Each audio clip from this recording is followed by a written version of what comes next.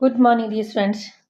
आपका फिर से स्वागत है। प्यारे बच्चों, आज मैं आपके लिए एक छोटा सा टेस्ट लेकर आई हूँ जो हमारे मॉडल से रिलेटेड है। आपने अगर मेरी वीडियो देखी होगी तो मैंने उसमें कंप्लीट कंसेप्ट को क्लियर किया हुआ है, एग्जांपल्स के साथ, शॉर्ट ट्रिक के साथ। उसी से रिलेटेड आज हम एक टेस्ट लेने जा रहे हैं। जब तक आपका टेस्ट नहीं होगा आपको खुद को पता नहीं चलेगा कि आपका कंसेप्ट क्लियर हुआ है या नहीं। क्योंकि अगर आपको कोई गाड़ी चलाने सिखाता है और सिर्फ ये बताने से कि पहला गियर लगाओ, दूसरा गियर लगाओ, अभी ब्रेक दबाओ, अभी क्लच दबाओ, तो क्या आपको गाड़ी चलाने आ जाएगी? नहीं आएगी ना। कैसे आएगी? खुद ही बता दीजिए। प्रैक्टिस से। और जब तक आप खुद प्रैक्टिस नहीं करेंगे तब तक आपका मॉडल्स का जो कंसेप्ट है वो भी क्लियर नहीं होगा। समझ में तो आ जाएगा, लेकिन अप्लाई कैसे करना है, सही आंसर कैसे चूज करना है, वो आप चूज नहीं कर पाएंगे। आज मेरे को सिर्फ 5 मिनट दीजिए और 5 मिनट के अंदर आपको अश्योरिटी देती हूँ कि आपका कंसेप्ट और भी क्लियर हो जाएगा। आप खुद आंसर्स को चूज करेंगे। So let's enjoy it.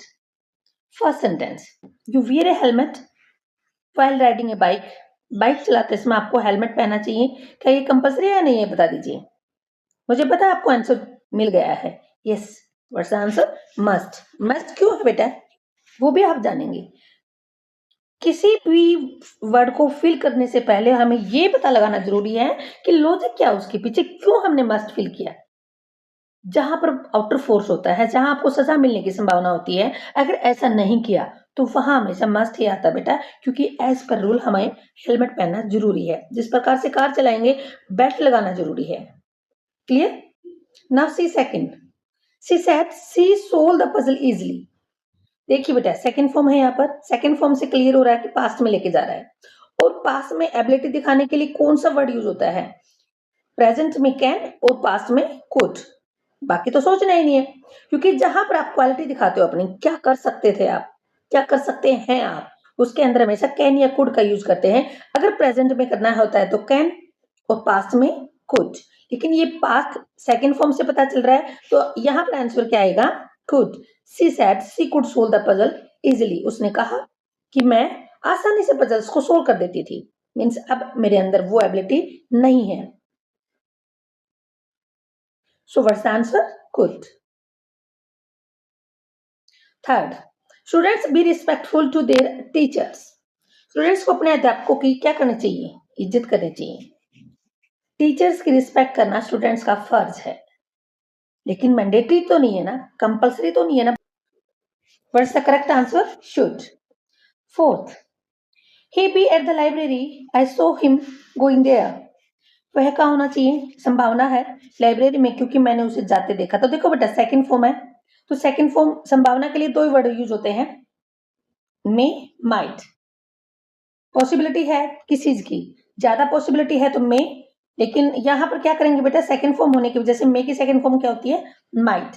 और कम पॉसिबिलिटी है, क्योंकि जरूरी नहीं है वो लाइब्रेरी से आ भी गया होगा, कहीं और चला गया होगा। ठीक है, लेकिन पॉसिबिलिटी है वहां पर, मैंने देखा था उसे जाते हुए। तो आप क्या फील करेंगे? Might. What's the correct answer? Might. Fifth, we reach the station before 5 p.m. or we will miss the train. देखिए बेटा, यहाँ क्लियर हो रहा है कि मिस हो जाएगी ट्रेन। इट मीन्स टाइम बहुत कम रह रहा है। 5 बजे अगर नहीं पहुंचे तो ट्रेन छूट जाएगी स्टेशन से। मैंडेटरी है, कंपल्सरी, टाइम बहुत कम है, क्योंकि आपकी मर्जी से नहीं चलेगी ट्रेन। ट्रेन का टाइम फिक्स होता है, शेड्यूल होता है उसका। तो एक ही आंसर है, आप जान गए होंगे what's the answer? Must. Clear? No one disturb the baby while she is sleeping. बच्ची सो रही है, कोई डिस्टर्ब नहीं करेगा। तो नो वन में नेगेटिविटी यहाँ आती है, तो हमें मस्त लगाना है, ना कि मस्त नोट। तो सो रही है, रो रो के बुरा हाल कर देगी वो, इसलिए आपको डिस्टर्ब नहीं करना। No one must disturb the baby while she is sleeping. सोने दो बेचारी को। Clear? You please lend me your notebook. आप रिक्वेस्ट कर रहे हो, पोलाइट रिक्वेस्ट कर रहे हो बेटा, कृपया करके मुझे आपकी नोटबुक देंगे प्लीज। क्लियर है? पोलाइट रिक्वेस्ट कर रहे हो। और पोलाइट रिक्वेस्ट के लिए दो वर्ड होते हैं बेटा। कौन कौन से वर्ड हैं आप बताएंगे? कुड और वुड।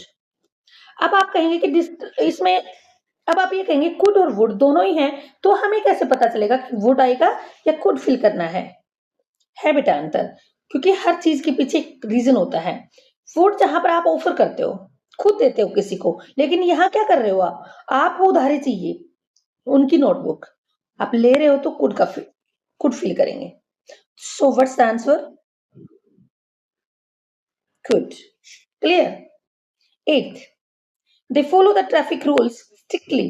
Strictly से clear होता है बेटा, उनको ट्रैफिक रूल्स को स्ट्रिक्टली मीन्स सख्ताई के साथ मानना चाहिए। क्यों मानना चाहिए? अगर सख्ताई से रूल नहीं माने ना तो हमें पेनल्टी लग सकती है, हमारा चालान कट सकता है, हमारी जेल भी हो सकती है ना कानून के अंदर ऐसा। एक ही है वर्ड जो आपका आंसर हो सकता है। What's the answer?